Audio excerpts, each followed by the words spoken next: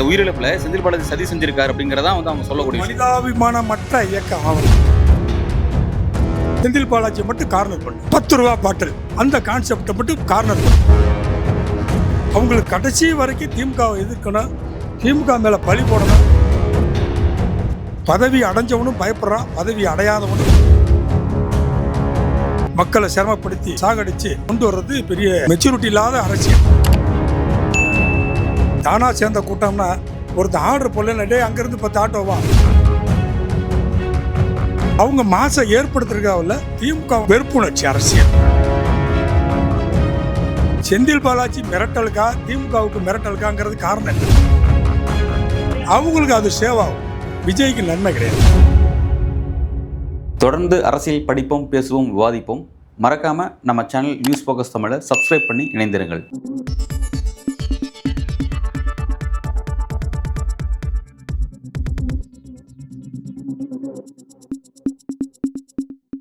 கரூரில் நடந்த இந்த நிகழ்வுக்கு பிறகு, கொடிய நிகழ்வுக்கு பிறகு மக்கள்கிட்ட விஜய் பற்றின மதிப்பீடு எப்படி இருக்கு சார்? விஜய் கிட்ட மதிப்பு எனக்கு தெரிஞ்ச வரைக்கும் ஒரு 40 வயசுக்கு மேலே உள்ளவங்க, 35லேருந்து 40 வயசுக்கு மேலே உள்ளவங்க, மெச்சூரிட்டி இல்லாத ஒரு அரசியல்வாதி, ஒரு தலைவன் எப்படி பின்னாடி இவரை நம்பி கொண்டு செலுத்துவாங்க, இந்த தமிழ்நாடு ஒரு பொறுப்பை ஒப்படைச்சா எப்படி சூழ்நிலையை ஜமாளிப்பார் அப்படிங்கிற ஒரு சந்தேக உணர்வு வந்திருக்கு.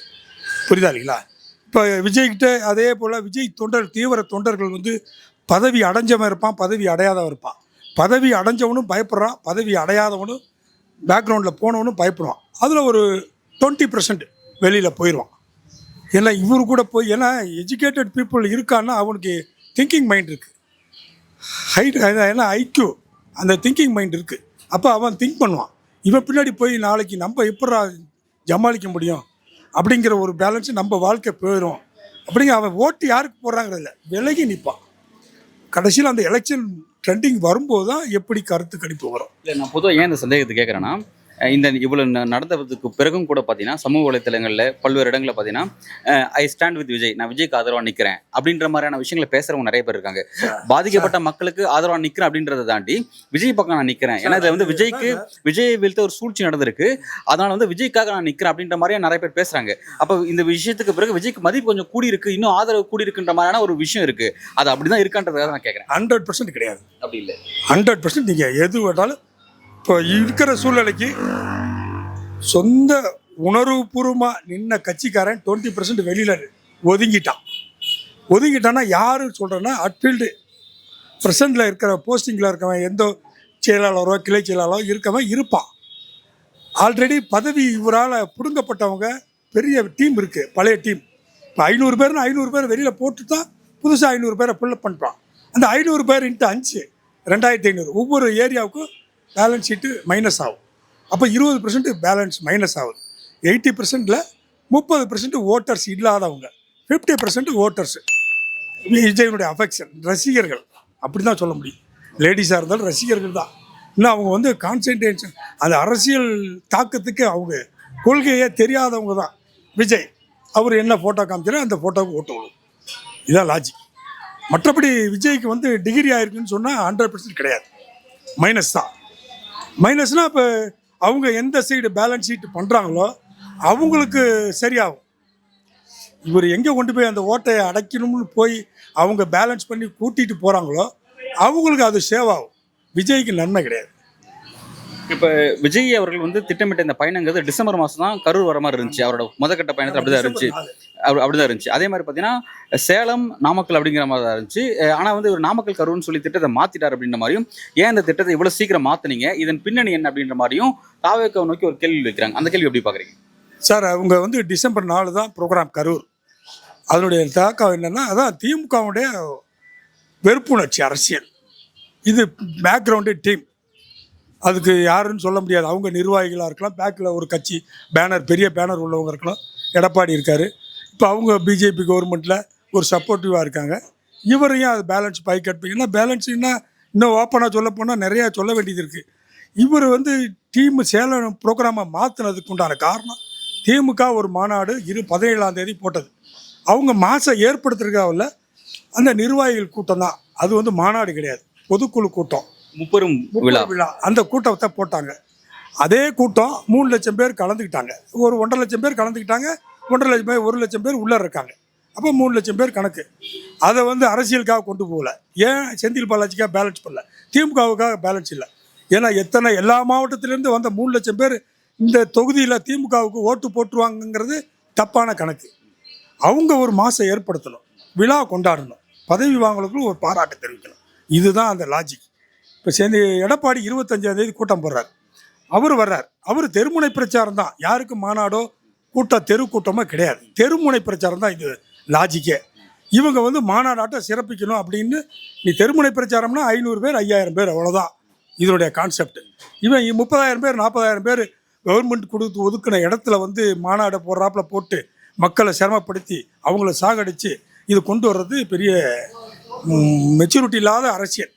அது சேலம் மாற்றின உடனே இந்த நாமக்கல்லில் வந்து கண்டினியூவாக எடப்பாடி முடிச்சிட்டாரு.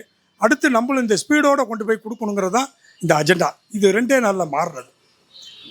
இது வந்து மாற்றினது அவங்க தான். அது ஒரு தவறு, மேஜர் தவறு. ப்ரோக்ராம் போட்டு லிஸ்ட்டை கொடுத்து அந்தந்த டிஎஸ்பி கொடுத்துருக்கேன், அந்தந்த எஸ்பி கொடுத்துருக்கேன். திருப்பி மாற்றினதுக்குரிய காரணம் திமுகவுக்கு நம்ம ஃபைட் கொடுக்கணும். திமுகவுக்கு ஒரு மாதம் காமிக்கணும், நம்ம யாருன்னு காமிக்கணும். கரெக்டு, காமி, உன்னுடைய டேட்டில் வா, மாநாடு அவுட்டரில் போடு, பெரிய 50 லட்சம் கூட கூடு, யாரும் உன்னை தடை பண்ண மாட்டாங்க. அதுக்கு கவர்மெண்ட் சப்போர்ட்டு என்ன கொடுக்குமோ அது கொடுக்கும். சட்ட ரீதியான என்ன நடவடிக்கையோ அது கொடுக்கும். இதுதான் உண்மை. நீயா வந்து ஒரு தெருவுக்குள்ளே எனக்கு இந்த இடம் வேணும் அந்த இடம் வேணும்னு கேட்கும்போது தான் போலீஸ்காரங்க இன்வால்மெண்ட் ஆகி இதெல்லாம் வேண்டாம், city main city hot father அந்த சிட்டியில் வந்து கூட்டம் போட்டால் இன்னும் கலவரமாகும். அப்போ ஏற்கனவே எடப்பாடி நின்ன இடத்துல உங்களுக்கு அந்த ப்ரோக்ராம் ஒதுக்கி தரேன். அவங்களும் அவுட்டில் கேட்டாங்க, முடியாதுன்ட்டாங்க. இப்போ சிட்டிக்குள்ளே தான் இருக்குனாங்க. அப்படியே நீ சிட்டிக்குள்ளே கொண்டு வந்து போட்டாலும் எடப்பாடி போட்ட கூட்டம் வந்து அரவக்குறிச்சி கரூர் மட்டும்தான் கவர் பண்ணார். நல்லா புரிஞ்சுக்க, கரூரில் 4 தொகுதி 2 தொகுதியை மட்டும்தான் கவர் பண்ணார். அப்போ லாஜிக்காக 15,000 பேர் அவங்க பேக்கப் பண்ணி, ஏன்னா அரசியல் அனுபவம் அவங்கள்ட்ட இருக்குது. இவர் போட்டதில் 4 தொகுதி கவர் ஆகி நாமக்கல், சேலம், திருச்சி, ஈரோடு, வேடசந்தூர், இந்த தாராபுரம், திண்டுக்கல், இப்படி பல பகுதிகளிலிருந்து கூட்டத்தை சேர்க்கணுங்கிறதுக்காக புஷ் பண்ண கூட்டம். விருப்பம், ஆசை, கூட்டத்தை சேர்க்கல, தானா சேர்ந்த கூட்டம்னு சொல்லி அவங்களுக்கு மட்டும் சார் நாம் சொல்கிறது உண்மை. தானாக சேர்ந்த கூட்டம்னா ஒருத்தன் ஆர்டர் போடலன்னா, டே அங்கேருந்து 10 ஆட்டோவா, அது அங்கேருந்து 10 ஆட்டோவா, அவன் ரசிகர் வந்து அவ்வளோ சீக்கிரம் முட்டாள்தனம் வர மாட்டான். இங்கே வருவாரில் நம்ம தொகுதியில் பார்த்துக்கலாம்னு யாருக்கும் ஒரு மைண்ட் செட்டிங் இருக்குது. இங்கே லோக்கலில் இருக்கவங்க தானாக போயிருப்பாங்க, யாரும் மறுக்கலை. அன்றைக்கு சனிக்கிழமை, நல்லா புரிஞ்சுக்கங்க, சனிக்கிழமை இங்கேருந்து டெக்ஸிலேருந்து அந்த மேற்கு பகுதியில் ஒரு 50,000 பேர் வெளியில் ஏறி போவாங்க. சம்பளம் வாங்கிட்டு அவன் வீட்டுக்கு போகிற இடம் அந்த வழி சென்னிமலை வரைக்கும் போவாங்க. இங்கேருந்து இங்கிட்டு காங்கேயம் வரைக்கும் போவான், தாராபுரம் வரைக்கும், சின்னதாராபுரம் வரைக்கும் போவான். அப்படிங்கிற பட்சத்தில் அந்த கூட்டங்களும் சேர்ந்துருக்கும். இது எனக்கு வந்த கூட்டம் சொல்ல, அந்த கூட்டமெல்லாம் வந்து செந்தில் பாலாஜி மிரட்டலுக்கா திமுகவுக்கு மிரட்டலுக்காங்கிறது காரணம் இல்லை. அத்தனை பேர் வந்து தாவேகாவுக்கு செந்தில் பாலாஜிக்கு ஓட்டு போட்டுருவாங்களான்னு அந்த தவறான கண்ணோட்டம் அதுதான். அவங்களுக்கு கடைசி வரைக்கும் திமுகவை எதிர்க்கணும், திமுக மேலே பழி போடணும். திமுககாரன் தான் குண்டு வச்சுட்டான், திமுககாரன் தான் கத்தி எடுத்து வச்சுட்டான், திமுககாரன் செந்தில் பாலாஜி தான் ஆளை வச்சு கொத்து போய் கலவரம் பண்ணிட்டாரு. செந்தில் பாலாஜி கருத்து, செந்தில் பாலாஜி சதி செஞ்சிருக்காரு அப்படின்னு சொல்லி சொல்றாங்களே, அது எந்த செந்தில் பாலாஜி இந்த விஷயத்துல, இந்த உயிரிழப்புல செந்தில் பாலாஜி சதி செஞ்சிருக்காரு அப்படிங்கறத வந்து அவங்க சொல்லக்கூடிய மனிதாபிமானமற்ற இயக்கம் அவர் கிடையாது, மனிதாபிமான உள்ளார். நீங்க இந்த தொகுதியில இன்னமும் சொல்றேன், நீங்க இந்த 4 தொகுதியிலுமே போய் கவர் பண்ணி கேட்கலாம். அந்த ஆள் அப்படி கிடையாது சார். ஊழல்ங்கிறது எல்லா கட்சியிலும் இருக்குது. எல்லாருமே இந்திரா காந்தி காலத்துலேருந்து ஃபெரோஸ் காந்தி முதற்கொண்டு ஊழல் இருக்கான். டிடிகேன்னு ஒரு ஆள் அந்த காலத்திலேயே பெரிய கிருஷ்ண, அந்த ஆள் ஊழலில் வெளியில் பதவி வளர்ந்தவர். யாரும் ஊழலுக்கு இது கிடையாது, யோக்கியம் கிடையாது. பிஜேபியை பிரதமரோ அமித்ஷாவோ எவனும் யோக்கியம் கிடையாது, எல்லாம் அயோக்கியம்தான். ஊழல் பண்ணிருக்கான். ஊழல் பண்ணுறதுக்காக அவன் வந்து கொலை பண்ணி ஊழல் பண்ணணும், கொலை பண்ணி ஜெயிக்கணுங்கிற செந்தில் பாலாஜி அந்த கான்செப்டை கிடையாது, எந்த அரசியல்வாதியும் கிடையாது.